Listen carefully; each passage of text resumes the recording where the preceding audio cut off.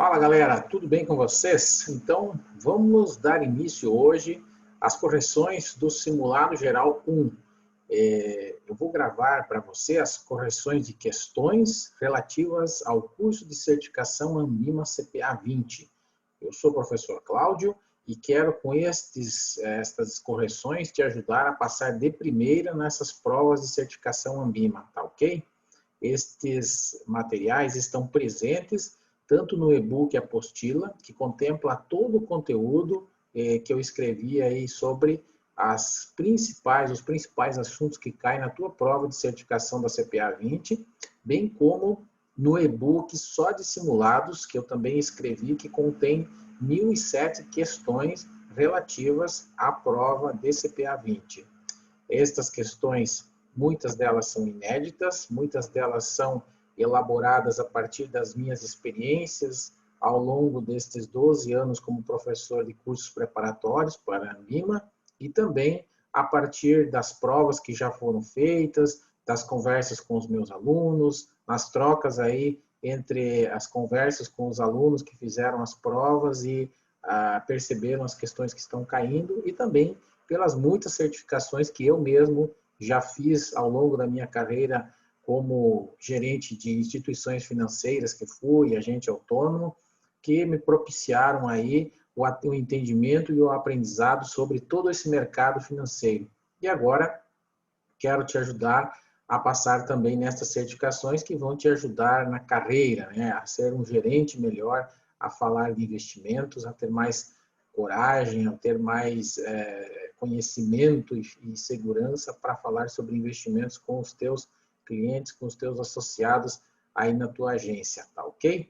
Então, bora lá e vou compartilhar a tela com vocês agora, que é justamente esta aqui do material que eu mencionei, que são relativos aos simulados. E hoje eu vou resolver com você, né, a carinha desse simulado, deixa eu ir lá no começo, né?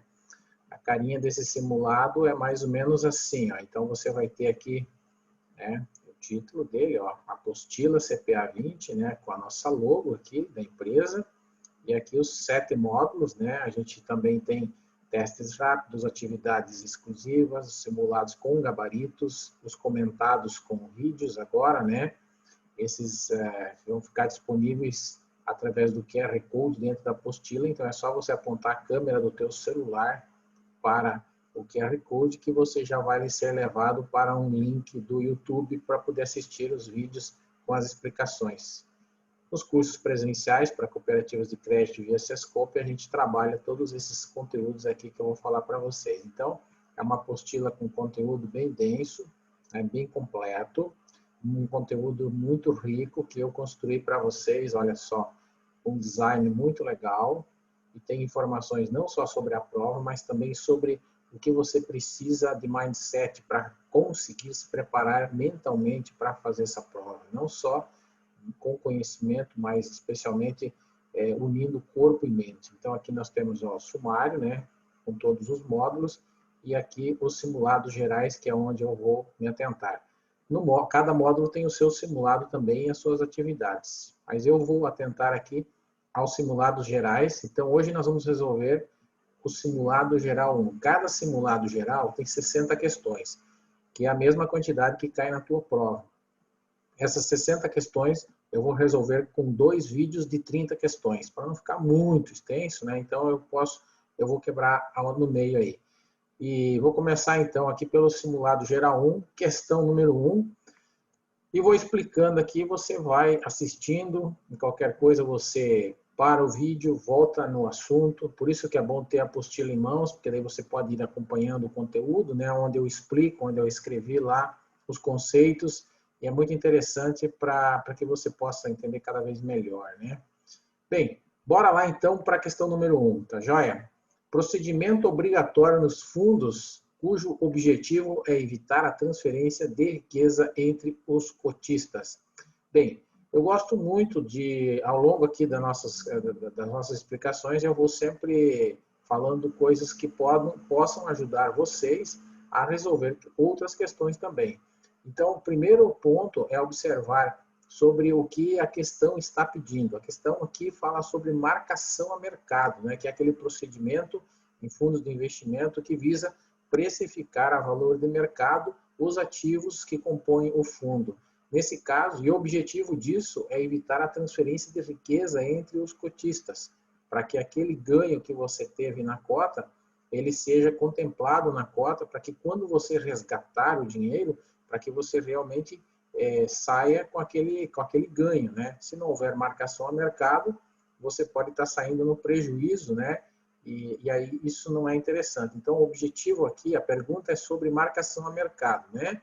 E está pedindo aqui, está falando sobre o objetivo, né? Que é evitar a transferência de riqueza, isso você já sabe. Então, se o conceito aqui é sobre marcação a mercado, a resposta é a letra C, marcação a mercado. Barra apressamento. Por que barra apressamento? Porque marcação a mercado também é o ato de precificar, como eu já falei para você, né? O valor de mercado. Então, apressamento significa precificar. A Ambima gosta muito dessa palavra, que é sinônimo de marcação a mercado. Então, fica atento na palavra apressamento também a partir de agora, né? As outras, né, não fazem sentido nesse nosso conceito, que é a entrega do regulamento, né? Esse é um procedimento obrigatório nos fundos, sim, né, após assinar o termo de adesão, mas o objetivo da entrega do regulamento não é esse. Então, aí, olha, pode ser, isso também é uma outra dica, pode ser que algumas alternativas de questões, elas possam estar corretas na sua leitura, mas não dentro do contexto que a pergunta exige, né? Então, fica ligado nisso. A assinatura do termo também é obrigatória, né? Procedimento obrigatório, sim, mas não com esse objetivo. Então, a primeira e a segunda não tem nada a ver com esse assunto, né? E entrega dos extratos mensais também é um procedimento obrigatório por parte do administrador, porém não com esse objetivo, entendeu? Uma questãozinha fácil de acertar, mas é bom para ficar esperto com relação a essas pegadinhas. Poxa, mas me parecem todas corretas. Pois é, mas só uma responde a questão dentro dos preceitos, dentro do contexto da questão. Por isso que é importante entender o contexto e a respeito de qual assunto está se referindo, porque nós temos na prova 7 módulos, né? Então, tem muito assunto dentro desses módulos e a prova, ela costuma tentar nos confundir, na verdade. Puxa um assunto de um módulo e mistura com um assunto de outro módulo. E aí a gente, de tanta coisa que já leu, às vezes confunde, e é por isso que a gente, primeira coisa, tem que separar no nosso cérebro qual é o assunto da pergunta. E aí a gente fica, vamos dizer assim, mais seletivo na resposta, com uma possibilidade de acerto muito maior. Beleza? Vamos embora para a segunda questão. Estamos em agosto de 2009. Considere os seguintes títulos. Título 1. Uma LTN com vencimento em maio de 2020, pré-fixada a 11%. LTN é aquele título do Tesouro Nacional que se chama letra do Tesouro Nacional pré-fixada. Então, ela é conhecida também como Tesouro pré-fixado, certo? Ou seja, paga a remuneração só no vencimento junto com o principal, não paga cupons de juros semestrais. E a outra situação, nós temos a mesma LTN, né? O mesmo título, né? Mas com vencimento maior, para maio de 2022, na mesma taxa. Então, são 2 títulos pré-fixados, a única diferença é o prazo. Um tem um prazo mais curto, né? Que aí mais ou menos de agosto até maio, né? Não dá um ano, né? E o outro título tem aí um vencimento maior, aí passando de 2 anos, né? Então, vamos considerar que a taxa de juros suba nesse período, né? Então, toda vez que é feita a marcação a mercado, marcação que justamente trabalha com a questão do preço dos títulos, o preço ele tem uma relação direta com a taxa de juros. Então, quando o preço do título é avaliado através da marcação, dependendo se a taxa de juros sobe, essa relação no pré-fixado ela é inversa, então o preço cai. E aí, nesse caso, a minha pergunta qual título ganha ou perde mais em caso de elevação da taxa de juros? Então, como eu disse para vocês, como a relação ela é inversamente proporcional, o título 2 ele tem um vencimento maior, né? Então, como ele tem um vencimento maior, ele perde menos, na verdade, né? Justamente porque a taxa de juros está se elevando, certo? Ele está se elevando, que é a relação quando a taxa sobe, né, a taxa sobe, o preço do título tende a cair. Então, nesse caso aqui, ele perde o título 2, ele perde menos do que o título 1, que tem um vencimento mais curto, tá certo? Essa é a ideia aqui, então, também de marcação a mercado, mas da relação da taxa de juros com os títulos pré-fixados. Deixem aqui como dica que a relação entre um título pré-fixado e a taxa de juros é inversamente proporcional. Quando uma sobe, o preço do título cai. Quando cai a taxa de juros, o preço do título sobe.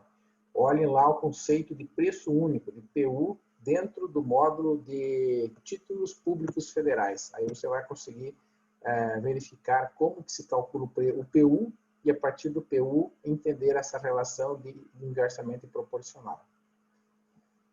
Continuando a questão 3, um investidor está indeciso entre aplicar em um fundo de curto prazo, classe CVM, e um fundo referenciado DI com carteira de longo prazo.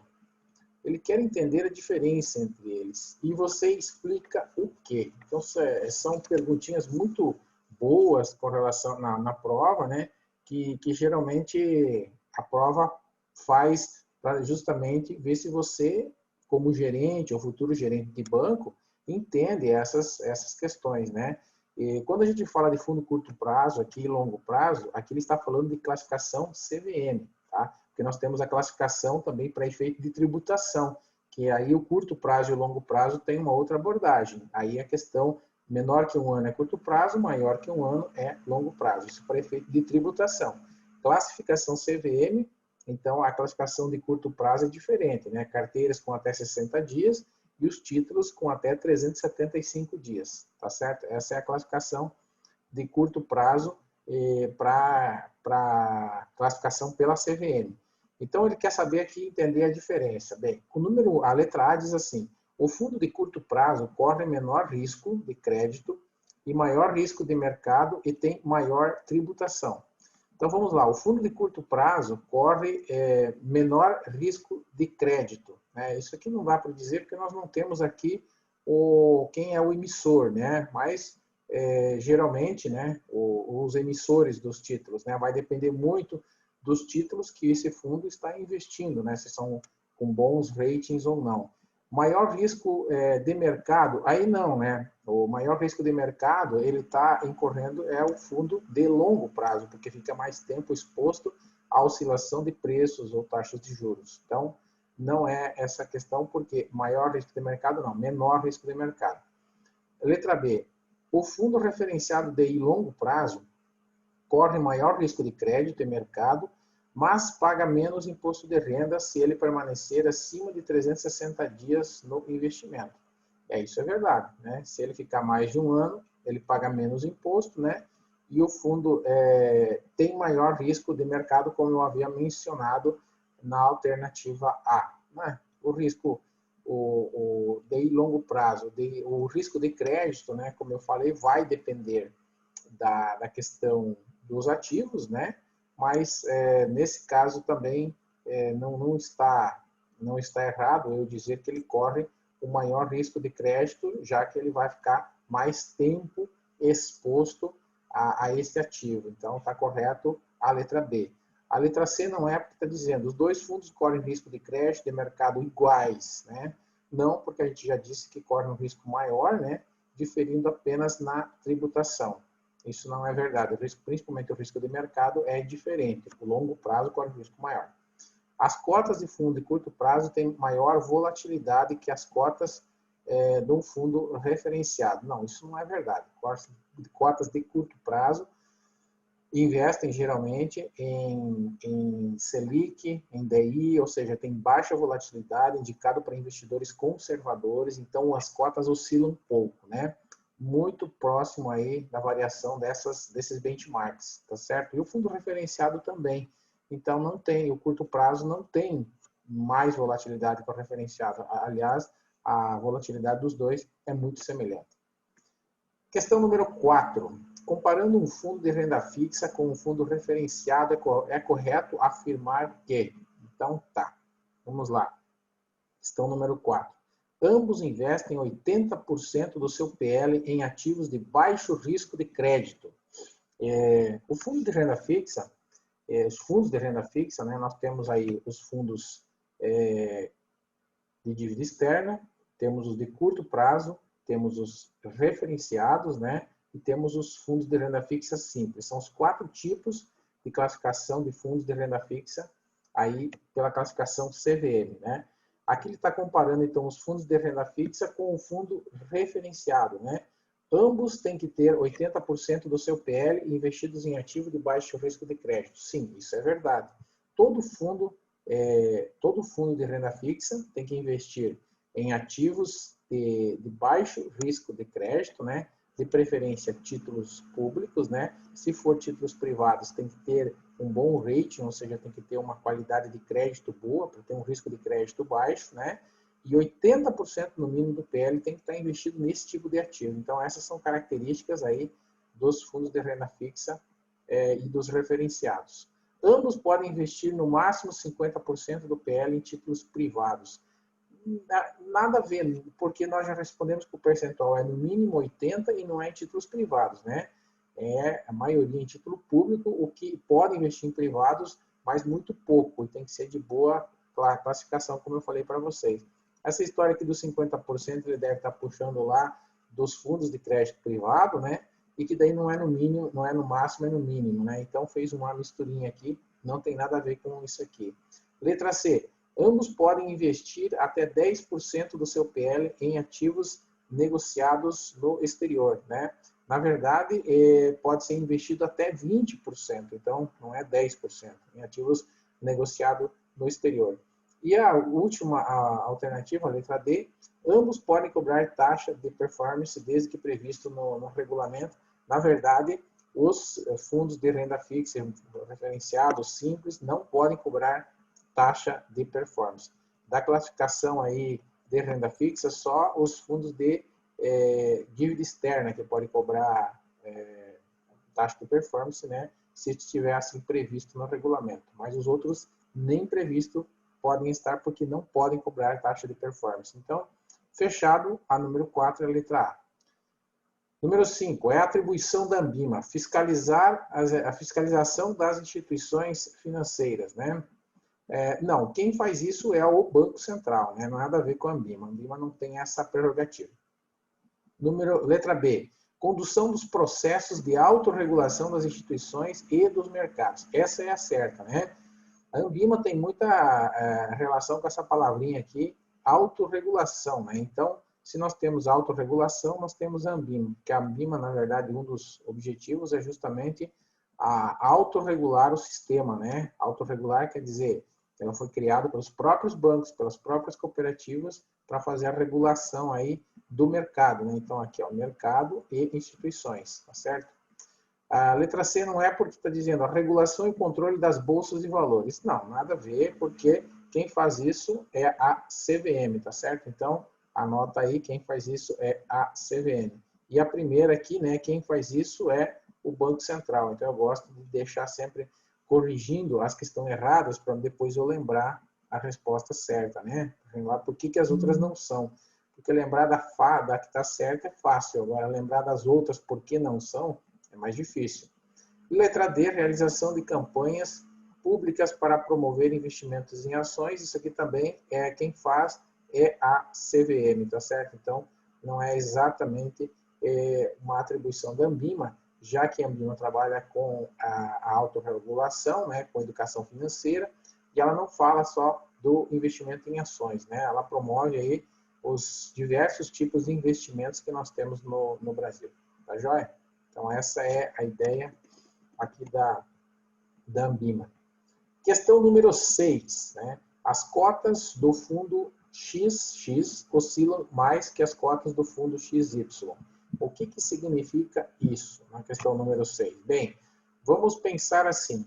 Quando as cotas oscilam, elas têm mais volatilidade. Né? A oscilação significa volatilidade, significa oscila o preço. Né? O preço sobe e desce. Então, ele está dizendo na letra A que o XX tem menor rentabilidade que Y, pois tem menor risco de mercado, né? Olha, se o XX oscila mais, ele tem maior risco. Então, não é menor risco, ele tem maior risco. E se ele tem maior risco, ele tem maior rentabilidade. Então, a letra A está totalmente incorreta.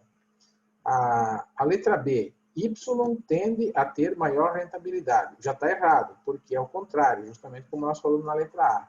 Tende a ter menor rentabilidade, porque tem um risco menor, né? Do que X, pois tem maior risco. Não, tem menor risco. Então, errado também a letra B. A letra C, XX tem maior volatilidade. E sim, isso é verdade. Que Y, porque ele oscila mais, então ele tem maior volatilidade, né? O gráfico dele é mais doidão assim, né? Oscila mais, né? Então, portanto, maior risco de mercado. Muito bem. A letra C é a correta. E a D, por que não é? Porque está dizendo que X tende a ter menor rentabilidade. Não, não é verdade. Pois tem maior risco. É verdade, essa segunda parte está certa, tem maior risco. Mas ele vai ter, por isso, maior rentabilidade, não menor rentabilidade, né? Então, essa é a questão certa da 6, alternativa C, de casa. Número 7, vamos lá para a questão número 7, vem comigo. Nós vamos analisar aqui 3 situações.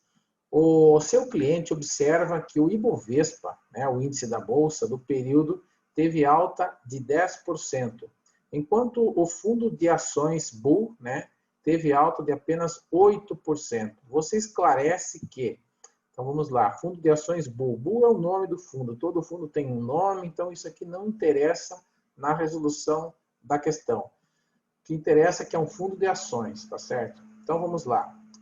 Número 1, o fundo tem custos que afetam sua rentabilidade, por exemplo, taxa de administração e outros encargos. Pois é, isso é verdade, né? Então o Ibovespa rendeu 10 e o fundo rendeu 8. O que pode ter impactado isso, né? Os custos que afetam o fundo. O fundo tem, né? O Ibovespa é uma carteira teórica, na verdade, né?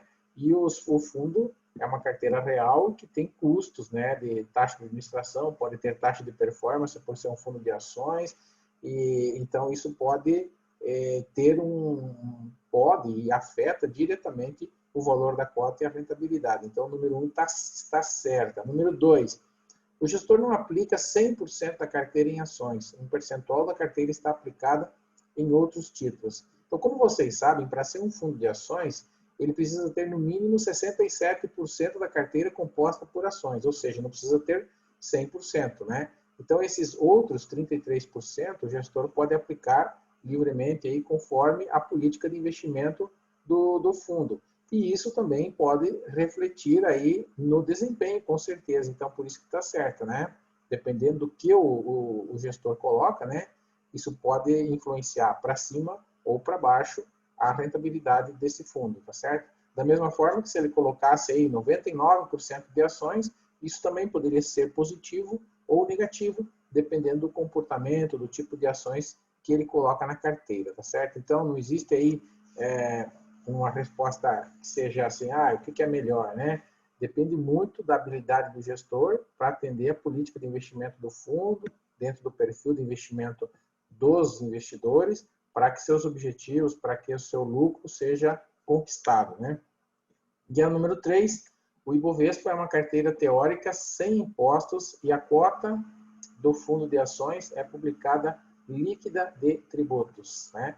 O Ibovespa realmente é uma carteira teórica, não tem tributação, não tem imposto, porque ela, na verdade, não existe, né? Hoje nós temos, na verdade, o índice da Bolsa sendo negociado no mercado futuro, né? Há muitos anos, né? O índice, o mini índice, né? E nós temos também os ETFs do BOVA11 sendo negociados, né, no mercado da Bolsa de Valores, que aí sim, né, representam ou tentam acompanhar aí o índice da Bolsa, né, esse Ibovespa, que é composto pelas ações mais líquidas da Bolsa. Mas você dizer que a cota dos fundos é líquida de tributos, isso aqui é um erro, na verdade, tá? Porque a tributação ela acontece nos fundos de ações somente no resgate. Então, e quando acontece a cobrança da taxa de administração diariamente, o que muda é o valor, na verdade, da cota, né? como o fundo de ações não tem come cotas, na verdade, né, e não tem IOF, fica a cobrança apenas do imposto de renda no momento do resgate, 15%, tá certo? Então, como não se sabe quando o investidor vai sair do investimento, esse imposto ele é descontado quando o cliente decide resgatar, sair da aplicação. Então, a resposta correta aqui é a letra A, 1 e 2, beleza? Vamos limpar aqui um pouquinho esses desenhos, né? Daí nós vamos começar outros desenhos. Questão 8. Como planejamento da sua aposentadoria, um cliente quer investir recursos em ativos que garantam o poder aquisitivo do seu dinheiro no futuro. Para isso, ele deverá compor a sua carteira com ativos atrelados ao quê? Então, isso aqui está falando sobre ele quer garantir o poder aquisitivo do seu dinheiro. Esse aqui é o segredo aqui, né? Ele está planejando para a sua ele quer se aposentar, ele quer ter dinheiro a longo prazo, né? E ele está montando uma carteira, né? Se ele quer garantir simplesmente o poder de compra, ele não está preocupado em multiplicar ou crescer rapidamente o seu patrimônio, né? Pois aí ele deveria tomar mais riscos. Então, se ele quer manter o poder de compra está relacionado com a inflação. Inflação justamente corrói o nosso poder de compra. Quando nós olhamos para um investimento que rende a taxa real, né, fica negativa, ou seja, o rendimento do investimento perde para a taxa de juros Selic, por exemplo, né, quando o rendimento do investimento perde para a inflação, ou seja, fica abaixo da inflação, nós temos taxa real negativa. Então, você vai observar no teu investimento que você teve um aumento do patrimônio, porque sim, você tem lá 100 mil reais e vamos supor que a taxa Selic está 2%. Você vai ter um ganho de 2%, seu capital vai para 102 mil. Então, opa, o meu capital cresceu. Mas se a inflação for de 3%, teoricamente, você perdeu 1%, na verdade. Né? Não é bem assim, né? Temos que fazer o cálculo da taxa real, dividindo um pelo outro, vai dar um pouco menos que 1%, mas você perdeu quase 1% aí nessa brincadeira. Ou seja, perdeu como? Porque você com 102 mil, você não consegue comprar a mesma coisa que você comprava com 100 mil. Então, essa é a ideia de manter o poder de compra. Né? Estou dando uma explicação aqui lá do módulo 3 de Economia e Finanças, mas que serve também para esse assunto do poder de compra. Como é que a gente mantém, então, o poder de compra?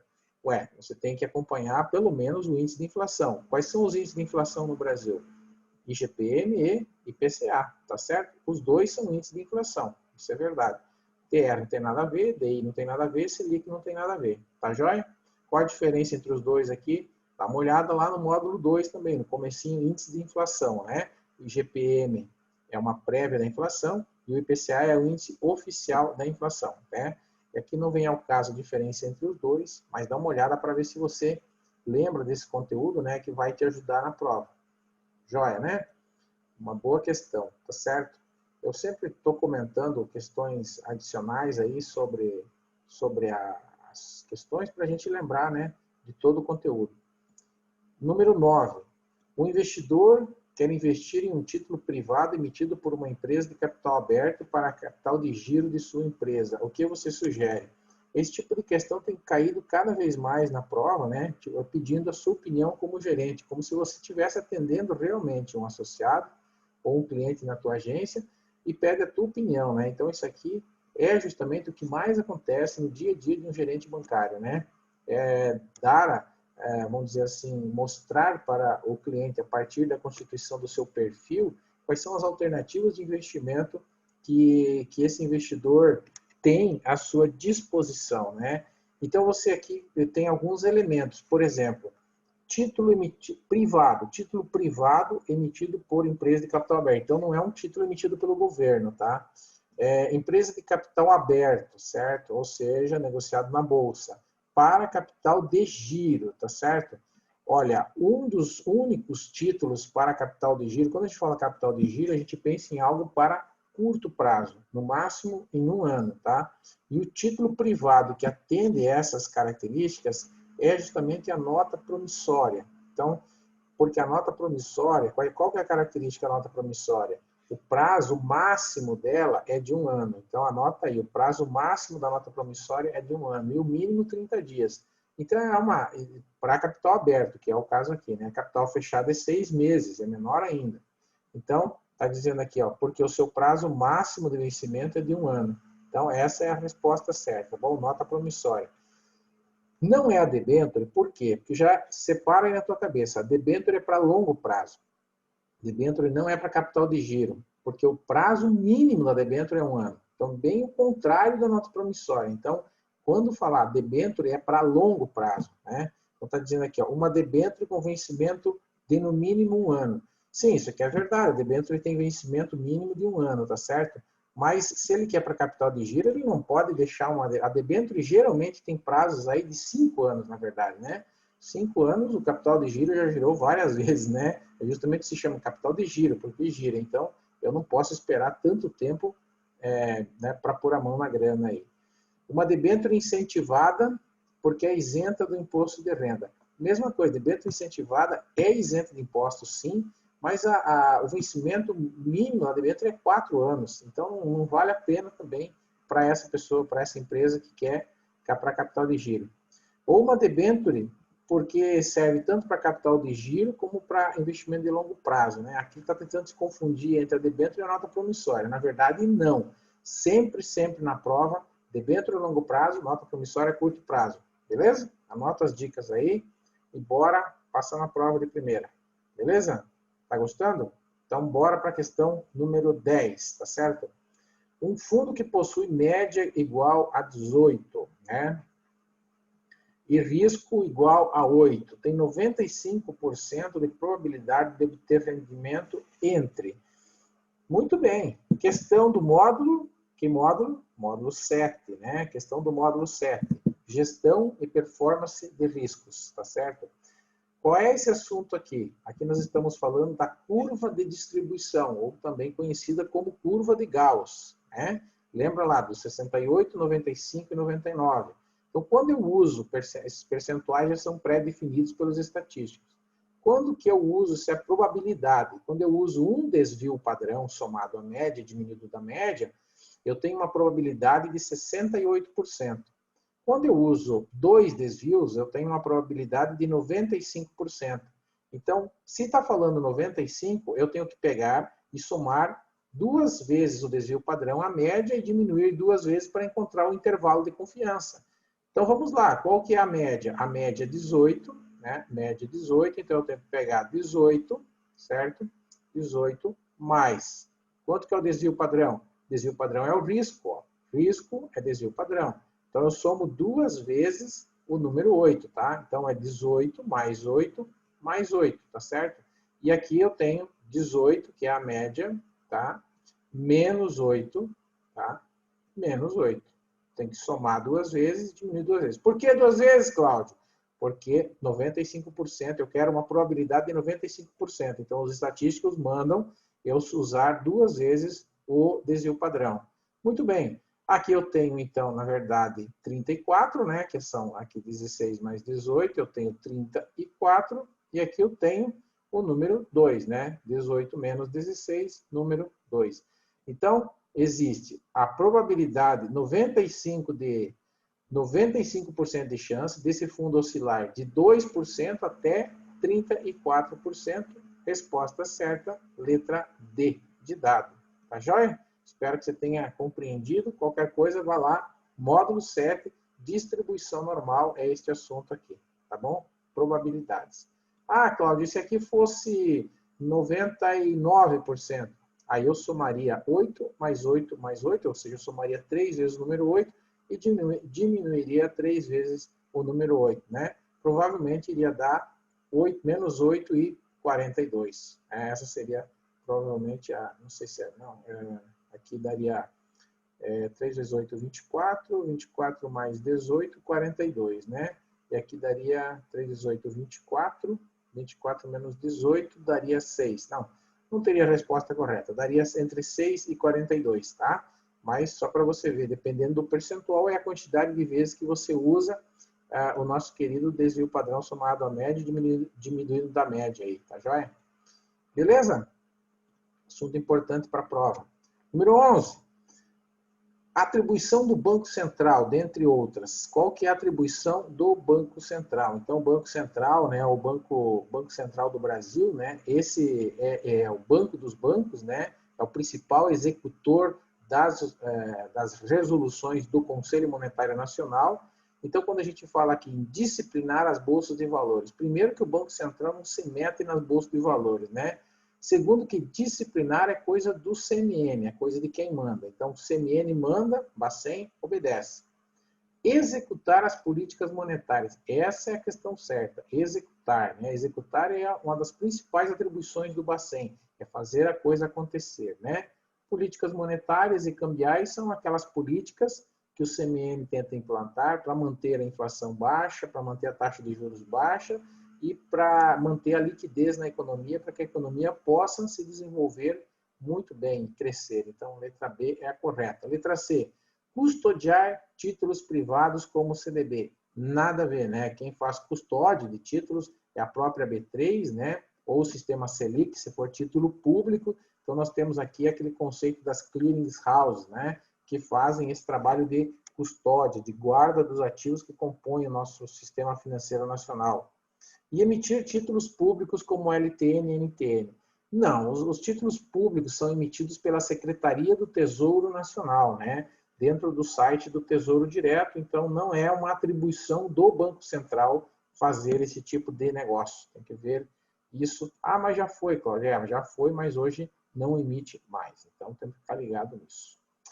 Muito bem, muito bem. Continuando, questão número 12. Seu cliente solicita um saque em espécie em dinheiro, né? Um saque em dinheiro, no valor de 130 mil, para comprar um terreno de uma imobiliária. É correto afirmar o quê? Que a operação deve ser comunicada ao COAF. Muito bem. O que tem que ser comunicado ao COAF? Valores transacionados, principalmente em espécie, né, ou transferências acima de 50 mil reais. Então, essa aqui está certo, 50 mil reais. Independente de ser suspeita ou não, tá certo? Transações entre 10 mil e 50 mil, aí sim, aí tem que ver se é suspeita. Se é suspeita, manda para o COAF. Se não for suspeita, não manda para o COAF, tá? A letra B está dizendo assim, que essa operação é uma operação suspeita, na verdade. Não dá para dizer só por causa do valor que ela é suspeita, né?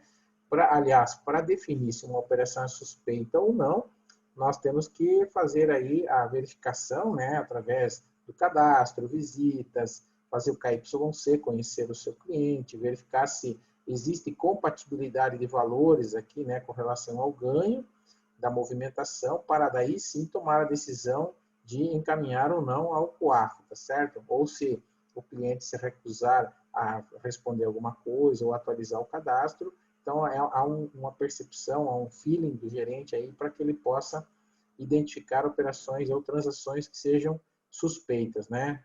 Principalmente lá no módulo 2, nos indícios de lavagem de dinheiro, a gente trata lá o que pode levar a ser uma transação suspeita, né? Indícios. Então, são vários fatores que podem ser indícios de lavagem de dinheiro e aí entram as questões, as operações suspeitas. E a número 3, a imobiliária que intermediou a operação também está sujeita às disposições da Lei 9.613. Sim, essa Lei 9.613 é a Lei de Prevenção e Lavagem de Dinheiro no Brasil. E ela não é só elaborada para as instituições financeiras, ela envolve também imobiliárias, envolve Detrans, envolve cartórios, envolve administradores de consórcios, envolve agência de câmbio, né? Empresas que comercializam obras de arte, enfim, são vários tipos de empresas que estão inseridas nesta lei e precisam prestar contas a ela, tá certo? Então, a resposta certa é que a letra C, né? 1 e 3 estão corretas, porque a 2 está incorreta. Beleza. Número 13. Quando o Tesouro Nacional emite títulos para cobrir déficit orçamentários trata-se de uma operação, né? Então, vamos lá. O Tesouro Nacional, né, é o governo. O governo emite títulos, como a gente já falou, vários títulos, e esses títulos são emitidos para captar dinheiro para ele fazer os investimentos ou para cobrir a falta de caixa, né? Muito bem. O governo emite esses títulos para cobrir déficits, é uma operação. Aqui a pergunta, ele quer saber aonde que ele emite, se é no mercado primário ou no mercado secundário. Bem, se ele está emitindo os títulos pela primeira vez, que me parece ser o caso aqui, porque é o Tesouro Nacional que está emitindo, então os títulos foram emitidos, ou a operação foi feita no mercado primário, que é onde se lança os títulos pela primeira vez, e ele vai captar recursos, né? Porque a ideia dele é pegar o dinheiro e captar recursos. Porque depois, quando houver as negociações no mercado secundário, nem sempre os recursos vão para o governo, dependendo aí de quem pode ser que um outro investidor esteja comprando. Então, no mercado secundário, os títulos não vão para o Tesouro, né? A C não é porque está dizendo assim, no mercado primário, somente se o título foi negociado através do Tesouro Direto. Sempre os títulos são negociados através do Tesouro Direto, então é normal que isso aconteça. No mercado secundário, somente se o título foi negociado através do Banco Central, bobeira, não tem nada a ver, então, resposta certa, letra A. Número 14. 14 diz assim: em relação aos fundos de investimento, conforme a instrução CVM, analise a questão, ou assinale a questão correta, né? Número 14. Joia. Fundos de curto prazo, né? Aqui temos fundos de curto prazo, devem ter, no mínimo, 80% dos ativos de baixo risco, né? Sim, isso é verdade, né? Mas toda a carteira, na verdade, né? Fundos de curto prazo devem ter, no mínimo, 80% dos ativos de baixo risco, né? Nós estamos falando aqui em relação aos fundos de investimento conforme instrução CVM. Então, essa, na verdade, não é a alternativa certa, né? Porque nós temos aí, no mínimo, toda a carteira deve ter 80%, né? A alternativa B, fundos de ações devem ter, no máximo, 67% da carteira investido em ações. Na verdade, não é no máximo, né? É no mínimo. Então, isso aqui está errado, né? É no mínimo. Fundos cambiais devem ter, no mínimo, 80% dos ativos de baixo risco de crédito, né? Fundos cambiais investem em ativos atrelados à variação da moeda estrangeira. Então, não tem nada a ver com ativos de baixo risco de crédito. Até porque, quando estamos falando em câmbio, principalmente no Brasil, nós não podemos nem falar em baixo risco. De qualquer forma, nós teremos alta volatilidade. E fundos referenciados devem ter, no mínimo, 80% dos ativos de baixo risco. Então, essa aqui é a resposta certa, né? Fundos referenciados devem ter, sim, no mínimo, 80% dos ativos de baixo risco de crédito, porque eles investem, geralmente, tem como benchmark ou o DI, ou a taxa Selic, ou o GPM, IPCA. Então, são títulos de renda fixa que têm risco de crédito extremamente baixos. Continuando, agora vamos para a questão número 15, né? Questão número 15. Bora lá. Característica dos títulos públicos federais. Todos prevêem pagamento de juros semestrais. Bobagem, bobagem. Não, não. Quem paga juros semestrais? Só tem dois, né? Vamos ajudar a lembrar aqui. NTN-F, né? NTN-F e a NTN-B. Esses dois pagam cupons, né? Pagam juros semestrais. Os outros três só pagam juros e o capital no vencimento. Então, a número 1 está errada. Número 2, a diferença entre a NTN-F e as LTN é que as NTN-F pagam cupons e a LTN não paga cupom. Beleza, parabéns, né? Eu já disse aqui que a NTN-F paga cupom, né? E as LTN, a gente comentava antes, não pagam cupom, né? nenhuma das letras paga cupom, nem a financeira do Tesouro, que é o Tesouro Selic, nem a Tesouro Prefixado. Então, essa aqui está certa. A número 3, são títulos considerados ativos livres de risco de crédito. Verdade também, né? Os títulos públicos são os ativos com menor risco de crédito que nós temos no mercado, justamente por serem do governo, títulos chamados soberanos, né? Porque se o governo quebrar, vamos dizer assim, né? Os governos dificilmente quebram, né? Na verdade, as empresas provavelmente estarão em situação bem pior do que o governo. Então, essa é a lógica do processo relacionado a ativos livres de risco. E a última, as NTN-B são atreladas ao índice de inflação. Sim, isso é verdade. Isso é verdade, né? As duas, tanto a principal como a outra, estão atreladas aos índices de inflação. Então, as corretas aqui são a 2, 3 e 4, né? Não tem numeração aqui, mas entenda que esse aqui é número 1, número 2, número 3 e número 4. Então, essas três aqui estão certas, tá bom? Isso aí. Essas questões mais longas aí, né, com as alternativas, estão caindo bastante na prova, então dá mais serviço para resolver, demora um pouco mais, mas às vezes elas são fáceis de interpretar também, tem que considerar isso. Então não dá para a gente desfazer ou desmerecer nenhuma questão, né? Número 16, a rentabilidade do fundo Variedades Multimercado foi de 7% no ano passado, equivalente a 110% do CDI. Estes conceitos referem-se, respectivamente, à rentabilidade. Então, aqui nós estamos falando de rentabilidade, tá bom? Lembra lá, módulo 3 também, rentabilidade passada, observada, né, absoluta. E cuidado aqui com a palavrinha respectivamente, porque primeiro eu vou me referir ao número aos 7% e depois aos 110% do CDI. Então tem que ser nesta ordem, né? Tem 3 palavras que tem que tomar cuidado na prova, nas questões quando aparecer. Respectivamente, a palavrinha incorreta e a palavrinha não, né? Essas são 3 palavras-chave que costumam nos derrubar, porque você está com o cérebro programado ali para responder de uma maneira e aí vem essas palavras e acabam, às vezes, nos derrubando e não podemos cair nessa ilusão. Por isso que tem que ficar 100% do tempo focado na prova, né? Cansou, dá uma pausa, vai lá fazer toma uma água, vai no banheiro, volta, come alguma coisa, mas continua fazendo a prova até o final, bem focado, né? Então, aqui, como está falando de rentabilidade, ó, 7% é a taxa que rendeu, é a taxa observada, né? É a taxa observada. E em relação ao CDI, relativa. Então, letra D, ó, 110% de alguma coisa.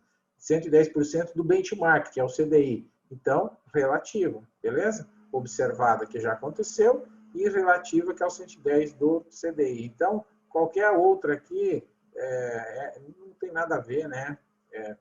Tá errado. Questão número 17. Uma debênture que fazia parte da carteira de um fundo referenciado não foi paga no vencimento pelo seu emissor, ocasionando a marcação da cota negativa. Muito bem, este evento é um evento de risco o quê? De liquidez sistemático de mercado ou de crédito. Então, temos 4 opções aqui, né? Bem, aqui estamos falando, quando eu estou falando que nós estamos falando de risco, né? E quando eu estou falando de debênture não foi paga no vencimento, a gente está falando de inadimplência, ó. Então, a chave aqui, ó, não foi paga, tá? Quando algo não é pago, eu estou falando de risco de crédito, né? Porque quando a gente empresta crédito para o associado, para o cliente, a gente espera que ele nos devolva o dinheiro no vencimento. Quando isso não acontece, a instituição está correndo o risco de crédito, tá? Mesma coisa quando o investidor, ele empresta dinheiro para uma empresa através da compra de uma debênture ou empresta dinheiro para um banco através da compra de um CDB. Ele também está correndo o risco de crédito daquela instituição quebrar, aquela instituição não ter dinheiro no vencimento. Então, toda vez que falar sobre a possibilidade de inadimplência, estamos falando de risco de crédito, né? Liquidez é outra coisa. Liquidez é a possibilidade ou a impossibilidade de eu transformar alguma coisa em dinheiro a qualquer tempo por um preço justo.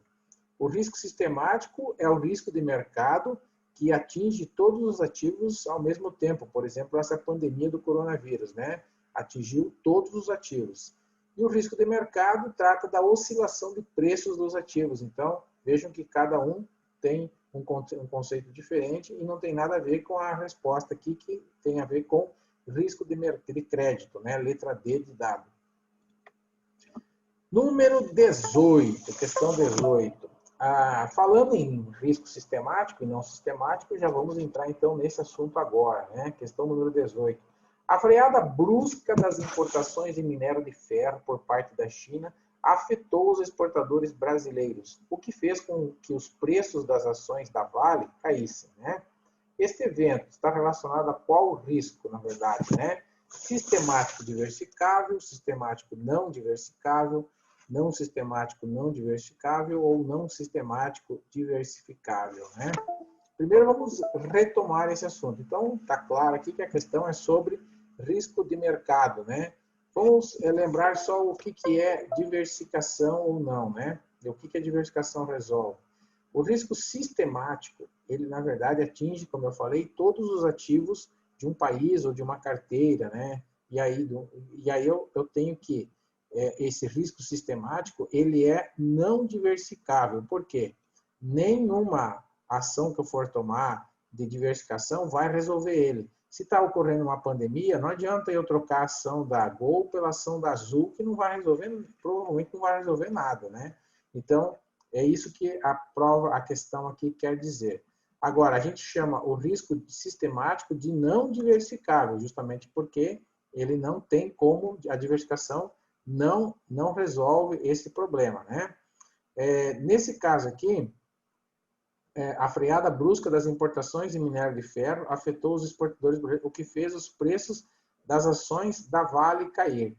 Como eu estou falando de uma empresa, de um setor, que é da mineração, a Vale, nós estamos falando aqui de um risco sistemático? Não. O risco sistemático são os riscos globais, como eleições, guerras e pandemias, né? Então, aqui eu estou falando de um risco não sistemático, de um risco setorial, de um risco específico, tá? E esse tipo de risco é diversificável. Então, resposta certa, letra D. Porque eu posso sair da ação da Vale, já que ela está caindo, e comprar uma ação de outra empresa. Eu estou diversificando para que, se acontecer uma queda na ação da Vale, para que eu possa recuperar com outra ação. Procedimento que não é possível quando o risco é sistemático. Entendeu? Boa, né? Questão número 19. No último mês, houve uma alta generalizada dos preços, elevando a projeção da inflação muito acima da meta.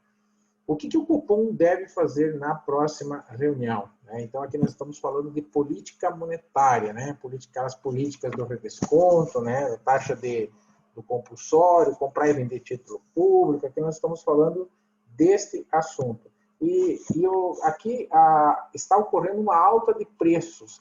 A alta de preços é preocupante porque, como eu falei, pode gerar inflação, né? A inflação pode subir. O que o governo geralmente faz quando a inflação sobe, né? Ele reduz a taxa Selic, ele eleva a taxa Selic, ele mantém a taxa Selic, eu não tenho como prever. Na verdade, quando a inflação sobe muito, a ideia é que o governo suba a taxa Selic também, tá certo? Isso aqui já aconteceu várias vezes no Brasil, né? Se eleva a inflação, a ideia é elevar a taxa Selic. Por quê? Porque com a taxa de juros mais alta, as pessoas que compram a prazo vão se sentir mais, vão recuar as compras, porque justamente o custo do dinheiro aumentou. Os bancos também vão emprestar menos dinheiro, justamente porque a taxa está mais alta. Então, nós teremos menos dinheiro em circulação, e essa menor quantidade de dinheiro em circulação reduzirá o consumo, que automaticamente reduz aí, há uma tentativa reduzindo seu consumo, né, que os preços voltem à normalidade. Porque o que gera inflação? A alta dos preços. Como que ocorre a alta dos preços? Claro, por questões macroeconômicas, por questões sazonais, falta de chuva, por exemplo, com relação à produção agrícola, mas em especial pela lei da oferta e da procura. Quando nós temos uma baixa procura, geralmente os preços caem. Quando nós temos muita procura, os preços sobem, como é o caso do que estava acontecendo aqui. Então, se nós temos muita procura, muito consumo, e nós temos taxas de juros baixas, isso estimula ainda mais o consumo. Se a produção da indústria não acompanhar o ritmo do consumo, nós teremos problemas com os produtos chegando nas prateleiras aí dos mercados. Então, nós teremos falta de produtos se o consumo continuar nessa velocidade.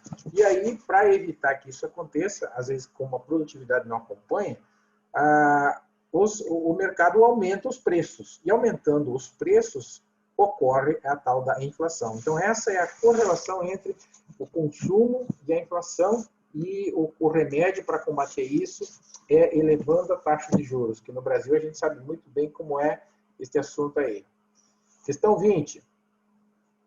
A empresa Sucesso S.A. está fazendo uma oferta pública inicial de ações, um IPO, certo? Emitindo 11 milhões de novas ações ordinárias, né? Então, olha só, assunto de prova, né? Questão número 20, eu tenho aqui um IPO, né? Que é onde a empresa lança as ações dela, certo? Seja pela primeira vez ou fazendo um follow-on, são as emissões subsequentes, né? Que me parece o caso aqui, né? Mas é o chamado de oferta pública inicial, sendo que pode ser ações ordinárias ou preferenciais, né? As ordinárias dão direito a voto, as preferenciais têm preferência no recebimento de dividendos. Então, a pergunta aqui é sobre o que vai acontecer, aonde vai acontecer essa oferta pública inicial. Então, como ela é uma oferta inicial, né, é a primeira vez que está sendo feita, ela é feita no mercado primário, certo? Gerando recursos para a empresa. É só neste momento que, na verdade, gera recursos para a empresa. Porque depois que foi emitido no mercado primário, feito o IPO, as ações são lançadas, são vendidas no mercado secundário quando elas trocam de mãos entre os investidores. E aí, o dinheiro não vai mais para a empresa, só troca de mãos. Então, a letra B não é, porque está dizendo é feito no mercado secundário? Não. Aumenta o endividamento da empresa? Não. Né? Aqui tem duas letras B. Não aumenta, ações não aumentam o endividamento, porque quando você compra uma ação, você se torna sócio da empresa. Você não está emprestando dinheiro para a empresa. Isso não faz parte do passivo da empresa, e sim figura no patrimônio líquido. Se a empresa quebrar ou não der certo, você perde simplesmente o dinheiro. Letra A, e a última, né? Não altera a estrutura de capital da empresa. Não, altera a estrutura, né? O IPO altera a estrutura, porque você tinha lá um X número de ações, agora você emitiu 11 milhões de ações, então você passa a ter um maior número de sócios, tá certo? Você tem que aí cumprir com todas as regras da Bolsa, então muda bastante a estrutura, sim, da empresa quando ela faz um IPO. Questão 21. Indexadores das NTN-B e LFT são, respectivamente. Então, indexadores são os benchmarks desses dois títulos públicos, né? Primeiro que a NTN-B, aqui o benchmark dela é o IPCA. E a LFT, letra financeira do Tesouro, né? O T depois significa que ela é pós-fixada, só para diferenciar da LTN. Se ela é pós-fixada, ela é atrelada à Selic. Então, IPCA e Selic, respectivamente, né? Observa que aqui eu tenho Selic e IGPM, né? Está invertido, e IGPM também é um índice de inflação, mas a NTN-B é remunerada pelo IPCA e não pelo IGPM. 22, na política de investimento do fundo deve constar exatamente o quê? Então, na questão 22, nome dos auditores independentes. Não, isso aqui consta no regulamento, consta no FIC, mas na política, não. Taxa de administração também não é na política, né? O que consta na política é os mercados onde o gestor vai atuar. Porque todo fundo tem um objetivo, que é acompanhar ou superar lá o seu benchmark, tá certo? Objetivo. Isso está escrito na política. Tá certo? E a política vai dizer como o fundo pretende acompanhar ou superar o seu benchmark. Então, essa é a ideia. Aí ele vai atuar nos mercados. Se for um fundo de ações, por exemplo, ele vai ter que colocar mais de 67% em ações, e na política vai estar descrito que ações ele vai comprar, como ele vai comprar, quando ele vai comprar, né? E isso vai ajudar o gestor no desenvolvimento da política para que possa fazer o fundo render mais. 23. Um investidor que compra uma LCI, né, que é uma letra de crédito imobiliário, conta com a garantia do imóvel que deu lastro à operação? Sim, muito bem, porque a letra de crédito imobiliário é lastreada nos empréstimos da carteira de crédito imobiliário dos bancos. Conta com a garantia da instituição que emitiu o título? Não. A instituição não garante nada, na verdade, né? Isso aí é balela, então você tem que tomar o cuidado disso, nessa questão que o emissor só emite o título, mas ele não garante, né? Apesar que a LCI tem o FGC, mas o FGC é um fundo, que é uma associação de todos os bancos, então não é o banco que está garantindo. Aqui ele está dizendo que é a instituição. Não é a instituição, na verdade não garante nada. E o número 3, do Fundo Garantidor de Crédito em caso de falência do banco. Aí sim, né, que eu acabei de falar, né, até 250 mil. Número 1 e 3 estão corretas, letra A, né? Até 250 mil, se o banco quebrar, você está garantido aí na LCI e também na LCA, né? Na LCA não é dessa questão, mas é bom falar dela. Dentre os principais objetivos da CVM, Comissão de Valores Mobiliários, o que nós podemos citar aqui, né? Na 24. Então, vamos lá. Regulamentar a indústria de fundos é verdade, né? Fundos, investimento e produtos negociados na Bolsa de Valores. Fiscalizar os mercados de bolsa e de balcão, também é função da CVM. Custodiar e realizar liquidação física das operações com ações. Não, isso aqui é a B3 que faz, né? Então, não tem nada a ver, né? Questão número 4. Fixar as diretrizes da política de crédito. Isso aqui é coisa do... Fixar as diretrizes é coisa do CMM, né? Não tem nada a ver com a CVM. Resposta certa, 1 e 2 apenas, letra D de dado. Continuando. 25, né? Estamos chegando ao final aqui do primeiro vídeo, né? Questão 25. Flávio tinha os seguintes recursos aplicados no Banco 171 Investimentos.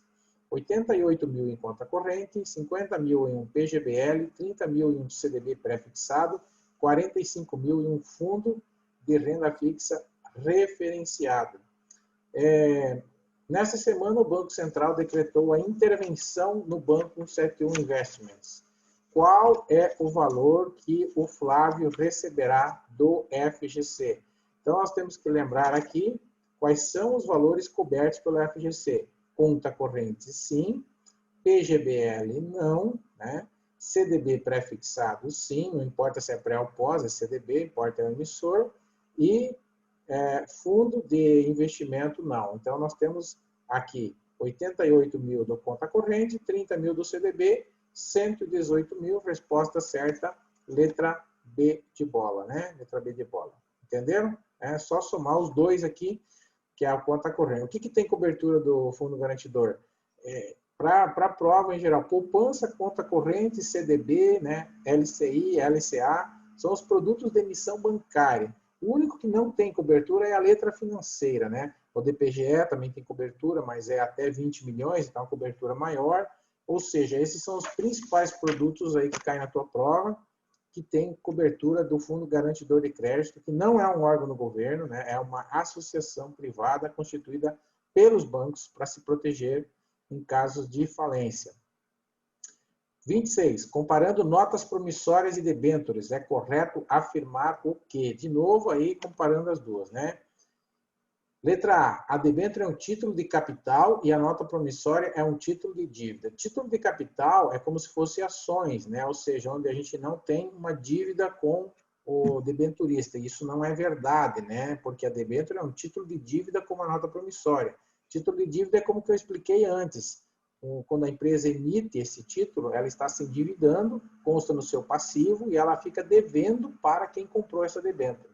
Diferente das ações, que é um título de capital. Então, a letra A está errada por isso. A letra B, apenas sociedades anônimas de capital aberto podem fazer ofertas públicas de debêntures. Essa aqui é a alternativa certa, né? Oferta pública só para quem está presente lá na Bolsa de Valores. A letra C, apenas as sociedades anônimas de capital fechado podem emitir notas promissórias. Não. Capital aberto também pode. A diferença é que para as empresas de capital aberto o prazo é de 1 ano e para as empresas de capital fechado o prazo é menor, é de apenas 6 meses. justamente porque são empresas menores. Aí o risco aumenta, né? Letra D, ambos os títulos representam endividamento da empresa de longo e curto prazo, respectivamente, né? Não, é o contrário, não é de longo e curto prazo. A nota promissória é de curto e a debênture de longo prazo. Então, é o contrário, né? A primeira parte ainda tá certa, né? Ambos os títulos representam endividamento. Sim, isso é verdade. Mas a segunda parte aí matou pela palavra respectivamente de novo, né? Minha carteira, 27. Minha carteira de ações teve ganhos de 12% no semestre, sendo que o Ibovespa teve alta de 15% no mesmo período. O que a gente pode afirmar aqui na questão 27, né? Que a rentabilidade absoluta ficou acima de 100% do benchmark. Na verdade, rentabilidade absoluta a gente não compara com o benchmark, né? Quando a gente compara ela de forma relativa. Então, a rentabilidade absoluta, né, da carteira foi de 12% e o Ibovespa 15%. Então, não é a letra A. A rentabilidade relativa ficou acima de 100% do benchmark, né? Na verdade, não, ficou abaixo, né? 12 dividido por 15 aqui ficou um pouco abaixo de 100%. Então, também não é a letra B e não é a letra A. Letra C, a rentabilidade relativa ficou abaixo de 100%, né? Na 27. Essa aí é a alternativa certa, né? Porque ficou abaixo de 100%. Até não tinha feito essa conta, mas deixa eu só ver. Isso também não interessa, não precisa fazer conta na prova, né? Mas ficou 80%, né? Acabei de fazer aqui. 80%, né? É a comparação do 12 com o 15 aí. Ou seja, a rentabilidade relativa foi de 80% do Ibovespa, né? Ou seja, rendeu 12% de 15. Letra C. Letra D, só devo observar a rentabilidade absoluta dos meus investimentos. Não, você tem que observar a rentabilidade relativa também, porque aí você tem parâmetros, né? É a mesma coisa que você quer fazer dieta, por exemplo, você vai ter que comparar com a tua altura e o teu peso para ver se você está dentro dos parâmetros. Porque senão não adianta, de repente, você dizer que o teu peso está ideal, se na verdade, para uma pessoa da tua idade com a tua altura, o ideal é ter bem menos. Então, essa é a questão, né? Você tem que ter parâmetros de comparação. Isso é comparar, isso é relativizar os seus rendimentos, tá joia? Se você olhar só o número absoluto lá, eu tô com 75 quilos, né? Isso talvez não quer dizer nada, né? Tem que ver quanto que é o ideal para uma pessoa do nosso tamanho, né? Do meu tamanho, que nem eu falei para vocês. Então, eu só estou dando um exemplo aí com a questão das dietas e do peso para fazer uma analogia, né? 28, comparando dividendos com juros sobre capital próprio, é correto afirmar o quê? Então, essas aqui são duas formas de distribuição de lucros com ações, né? Tanto dividendos como juros sobre capital próprio, tá?